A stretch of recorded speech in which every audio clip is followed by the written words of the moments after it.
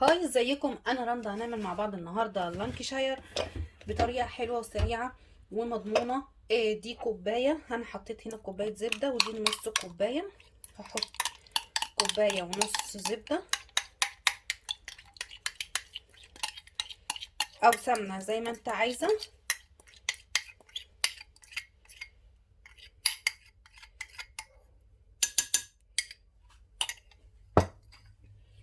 ودي كوبايه سكر.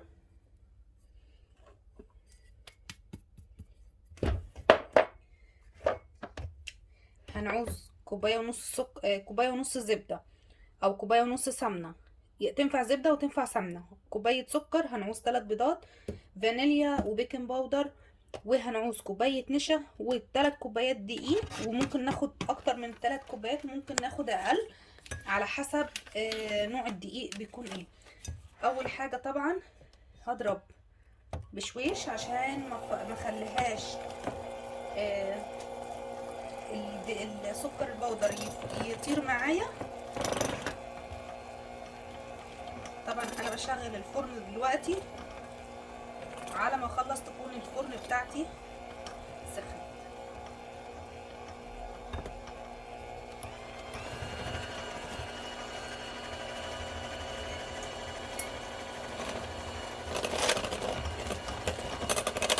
هضربهم كويس قوي مع بعض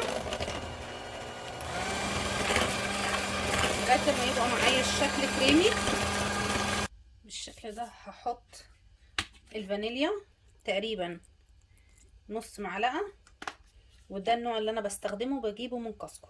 طبعا بعد ما بخلص، يعني انا دلوقتي خلصت كل شغل العيد، هرجع احطها في التلاجة بتقعد معايا بالشهور مفيش مشكله.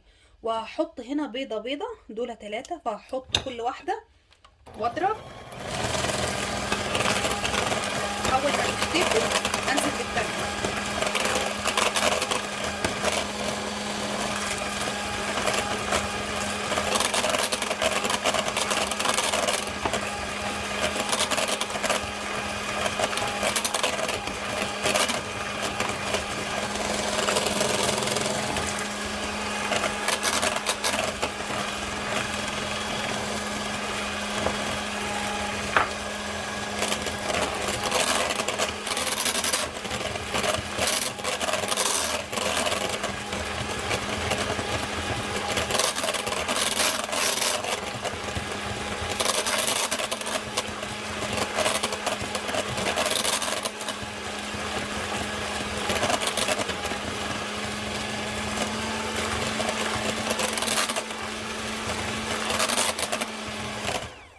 كل ما تضربي اكتر كل ما تديكي النتيجه احسن. انا هنا خلاص كده خلصت. هاجي دلوقتي اجيب النشا معلقه،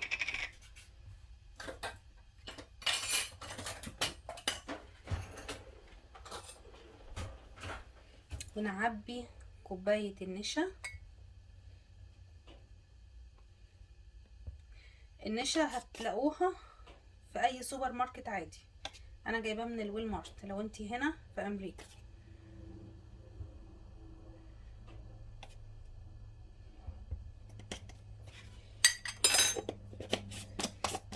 علبة النشا اهي للي عايزة. هننزل كوباية النشا،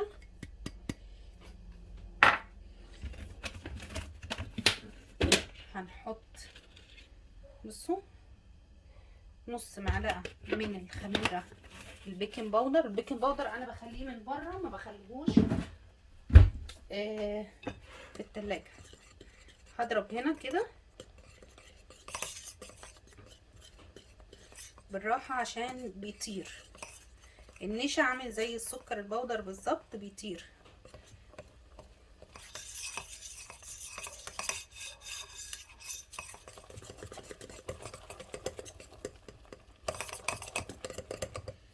كده نجيب بقى هنا ونعبي. ادي الكوبايه. انا بستخدم دقيق جميع الاستخدامات.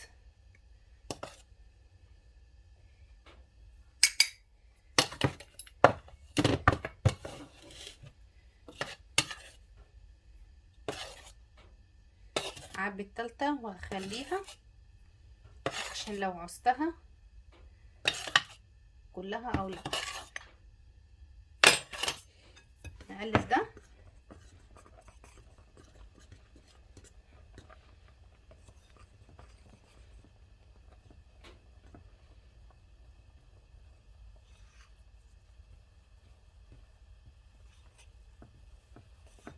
شايفين؟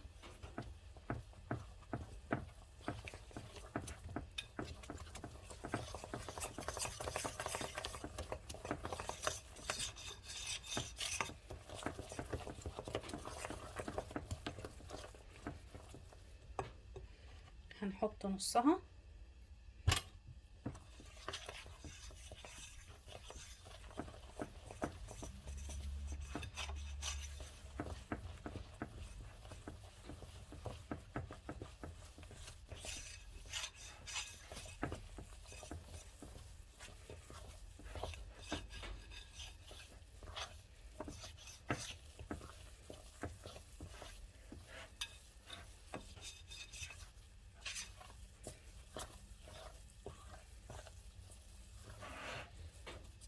هنعوز النص التاني كده. اخدت 3 كوبايات بالظبط، واخدت كوبايه النشا، وزي ما انتم شايفين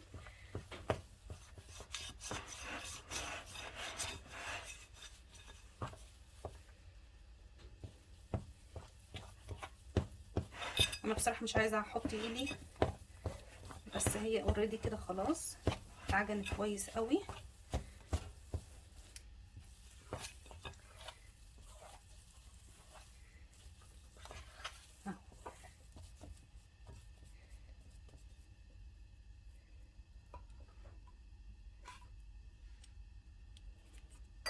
ننضف الدنيا.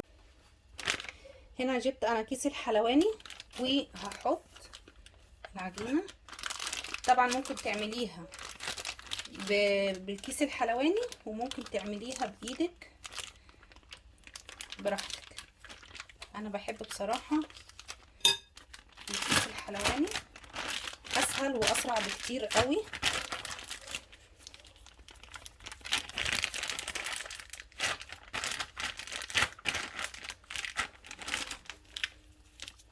بصوا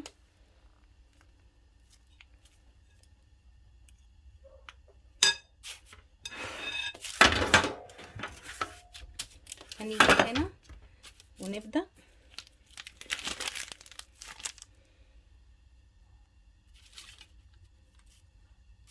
بصوا شكلها بيبقى تحفة.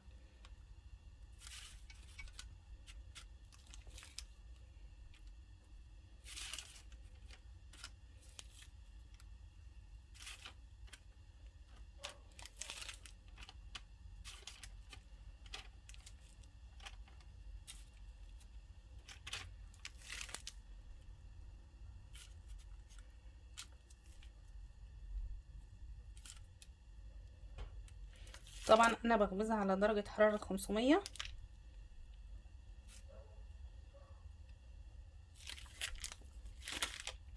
طبعا اسرع بكتير قوي من ان انت تكوريها.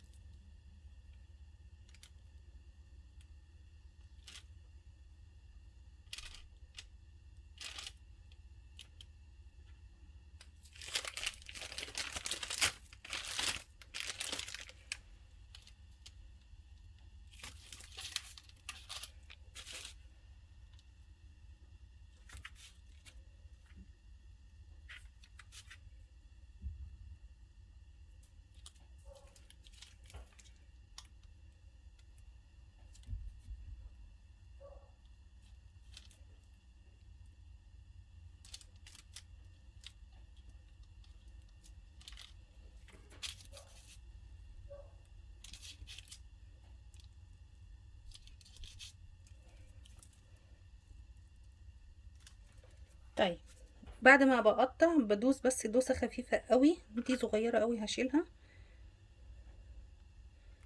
بالشكل ده.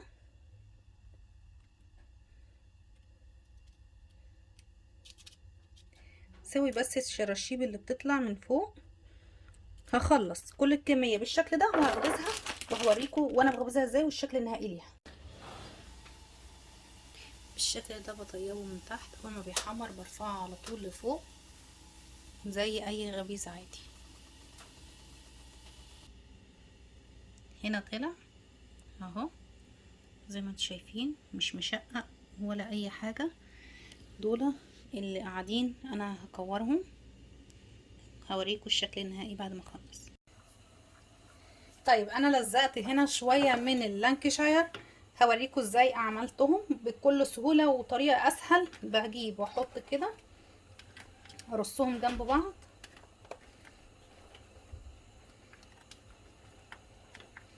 اهو الطريقة دي. بجيب كام واحدة، طبعا انا دي شوكولاتة نوتيلا اهي، عبيتها في كيس وقصيته. والحلويات اللي بشكل بيها اهو ده الوان، وده سكر لونه فضي برضو هتلاقوه في الويلمارت. الحاجات اللي دي هجيب ازاي، انا جايبه طبعا الكيس اهو بالطريقه دي، وبحط شويه مش كتيره قوي ومش قليله. لو انا مش هحط اي حاجه من بره هحط نقطه واحده بس اللي هي تلزق لي، وبرضه هوريها لكم. لكن لو انا عايزه احط حاجات من بره يبقى لازم اكتر حبه علشان تلزق معايا وتبقى فيها زيادات تمسك فيها الحلويات من بره.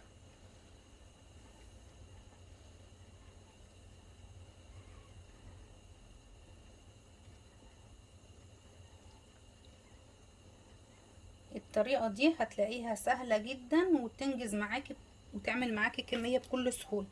هجيب بقى هنا ايه واحده واحده كده واضغط واحطها على السكر او الشوكولاته فارماسيه. شايفين احطها واضغط بس.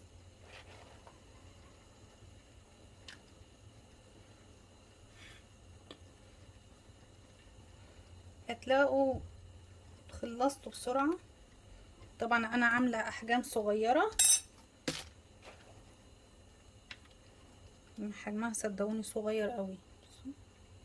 اللانكشاير لازم يكون حجمه صغير، وبالكيس الحلواني هيطلع لك كله حجم واحد وهتنجزي بسرعة. وادي التلزيق برضو بسرعة بدون تعب وبدون اي حاجة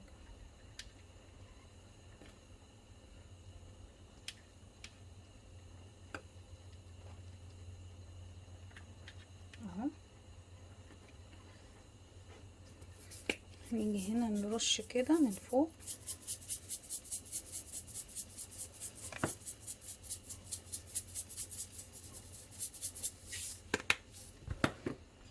بالشكل ده، ونجيب ونلفها كده. بصوا شكلها حاجة كده ايه بجد تحفة.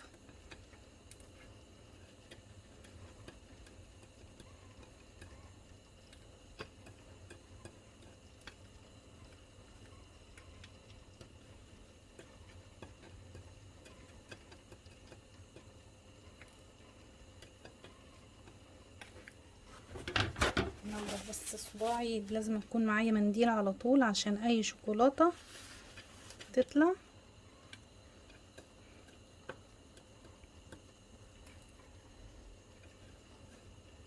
هعمل كل الكمية بالشكل ده وارجع لكم. طيب هنعمل هنا بقى الشوكولاتة. ممكن طبعا تعمليها بشوكولاتة او مربى زي ما انتوا عايزين ماشي، بس صدقوني كل الكمية اللي انا عملتها المقدار كامل ما اخدش غير 3 معالق شوكولاتة، فيعني مش هتاخد منك كتير. لو انت جبتي بس كوباية كوباية من اللي هي الصغيرة، مش لازم الكبيرة، هتاخد منك بس بصوا 3 معالق ولسه فيها. هنا بصوا انا هحط ده، انا مش هعمل اللي هو الساده علشان مش هعمل اي ملبسات او اي حلويات. بصي اللي انا هعملها نقطه، بصي نقطه، عارفه يعني ايه نقطه؟ الناس اللي هي بتقولك اللزق بياخد مني وقت، بالطريقه دي مش هياخد منك وقت خالص. اهو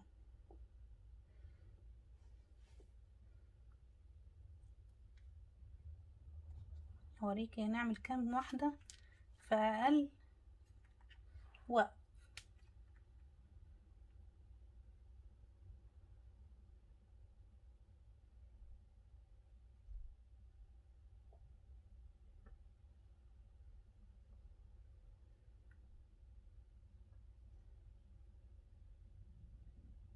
شايفه كل ده وقت قليل. هجيب شويه على ايدي اهو، وهجيب بقى ايه بالورب كده اللي هي ايه مثلا دي حجمها دي، واخدها واضغطها ضغط خفيفه واشيلها. بصوا انا بس عايزه اوريكم ان سهل جدا، اسرع طريقه للتلزيق. هتحبي اصلا بعد كده تعملي اللانكشاير والبيتيفور. انا عامه مش المره دي مش هلزق البيتيفور، هقدمه زي ما هو ساده، لان كفايه مش عايزين مسكر كتير عشان ياكلوا براحتهم فيه.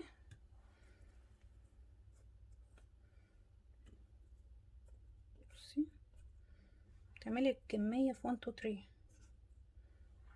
مش هتفك ولا اي حاجه. طبعا لو مربى، المربى فيه مربى بتبقى خشنه شويه فبتضربيها ضربه خفيفه بس في الكبه علشان تطلع معاكي من الكيس ما تبقاش مكلكعه.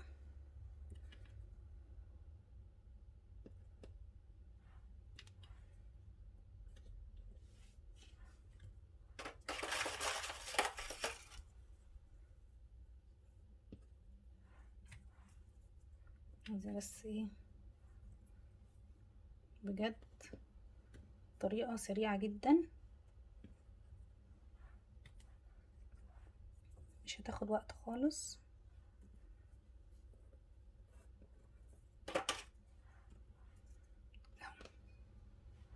عملت في كميه كبيره في وقت قليل. اهم حاجه تكوني منضفه الرخامه وتعملي زي ما انا هعمل لك دلوقتي. هوريك هحطهم في طبق ازاي وهقدمهم ازاي. طيب انا هنا عندي اللي هي بتاعت الكب كيك الصغيره، عندي 3 الوان زي ما انتم شايفين، اصفر واخضر وده الابيض. انا عندي هنا 3 اصناف، فكل صنف هحط له واحده. على فكره دي من ال99 سنت، يعني دي بدولار، بدولار وفيها كميه ماشي. فايه هنحط مثلا ايه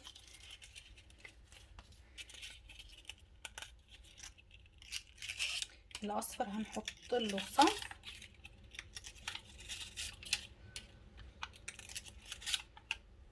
كده، والاخضر صنف،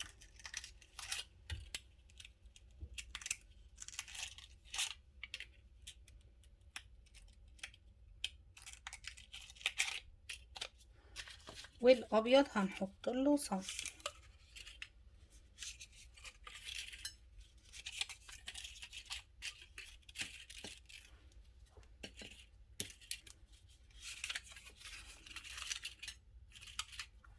ماشي هنجيب بقى ايه الابيض نحطه في الابيض.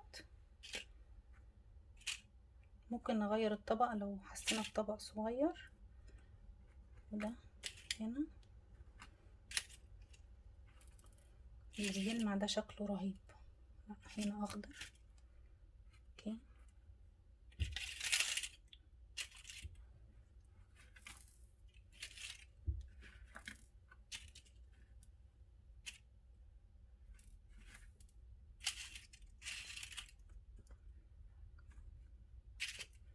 بالشكل ده بصي، مفيش حلاوة ولا طعامة ولا شياكة اكتر من كده.